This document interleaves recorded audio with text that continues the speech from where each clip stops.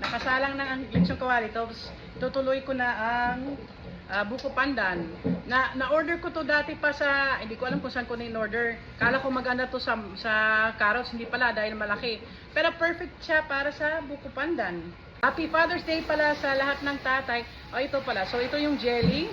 Na-prepare ko na ito kagabi. Tapos, ito, parang sinais ko lang yung mga kasya dito. Tapos, ito. O, di ba? Mabilis lang. Very happy ako dahil yung anak ko, yung pangalawa, mag-graduate na siya ng high school, na-pass na niyang exam. So sa July 2, graduation na niya. Super happy talaga. Para ako din mag-graduate. Kaya happy talaga ako na mag-graduate na siya.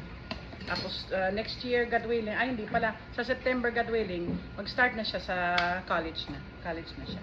Tapos dito sa Netherlands, wala kaming, ay may nyog naman, pero sobrang mahal at hindi naman laging available. Kaya ang ginamit ko yung sa lata. Siyempre mas masarap yung fresh, pero masarap pa rin to ha. So ginagunting-gunting ko na lang. So mamaya ihalo ko na yung kondensada, Nestle cream, buko pandan, flavoring konti, tapos yung sago.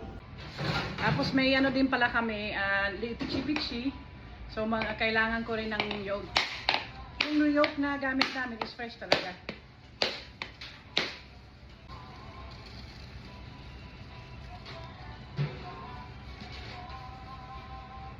Ay, ruba. Ruba. Yan ang problema dito kung bibili ka. Hindi na siya okay. Maano na. Buti meron pa akong isa. Sana, God willing, okay to. Siguro okay to dahil matigas. Aya.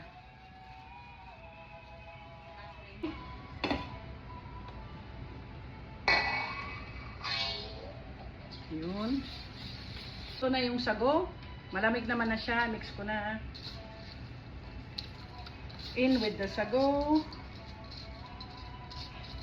Pinakuluan ko to. Pinakuluan ko muna ang tubig. Tapos nilagay ko yung sago. Tapos pinakuluan ko lang for 30 minutes. Tapos binabad ko sa malamig na tubig.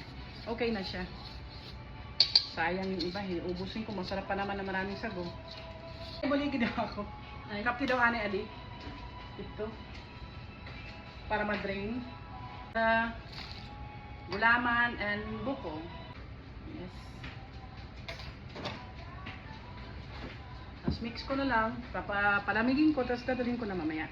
Sa permanent ako na yun. Permanent and Amsterdam Oost for today.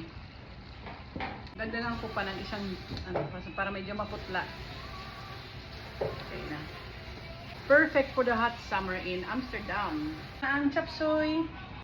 Luto na ang fried chicken. Okay na rin ang chicken lollipop. Okay na ang Shanghai. Pancit Canton.